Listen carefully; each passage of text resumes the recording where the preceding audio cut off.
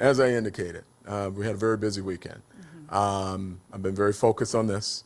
My assistant chief has been keeping me informed on that case, as well as the deputy chief. So at this time, so she can provide you more intelligence on the issue than I can, because I've been focused on this. I'm going to bring up the deputy chief over the west side to talk about that case. Thank you. Good afternoon. I'm Jacqueline Pritchett, Deputy Chief West Side Operations. From what we know is that the young man was arrested earlier in the evening. Allegedly, he had a seizure at the scene. He was conveyed to the DDC, to Detroit Detention Center for housing. From there, he went back to the hospital, to Sinai Grace. There's a unit there from the 8th Precinct who was there on a previous arrest, conveyed this young man. But one got in the EMS rig with the EMS, the other one followed the car to Sinai Grace for this young man to be treated. While there, he went to use the restroom, and when he came back to secure him, he was able to flee, and officers pursued him through the hospital, and he was able to get away. Was it Sinai Grace or Henry Ford? So I think Henry Ford Hospital. Okay. I misspoken. Can you state that over? Because I'm trying to do I want to use your sound bites correctly. Okay, so early Saturday morning, this young man was arrested in the 5th Precinct. He was conveyed to Detroit Detention Center. While at the Detroit Detention Center, he was sent to Henry Ford Hospital for treatment. Members from the 8th Precinct who was there on a previous arrest were tasked with taking him to Henry Ford Hospital. So one officer was in the EMS and one officer followed in his vehicle. They got the young man to Henry Ford Hospital.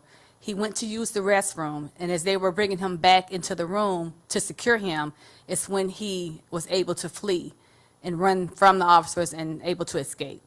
Okay, so what was he in police custody for? Like, what can you tell us about this man?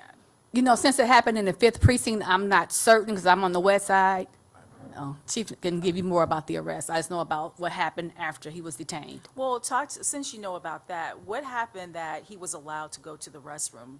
I don't know, what's the policy on that? When a person is in custody, they need to go to the restroom. Are they, how do you do that? So let's start with your first question. What was he in custody for? He had a felony warrant, and he also had a charge. I think it was felony resisting obstructing. I'm not sure, but it was felony resisting obstructing and a felony warrant. We're confident. We'll be able to track him down. It's just going to take a little bit of time, and we need the community's help with this. We don't think he poses a threat to anyone else, and we have some resources dedicated to finding him, but he needs to turn himself in. With regards to the restroom, obviously, we got to provide that service, and when they're threatening a prisoner and the officers are there on prisoner detail, one of the requirements is that you escort the person and give them the requisite privacy that they need.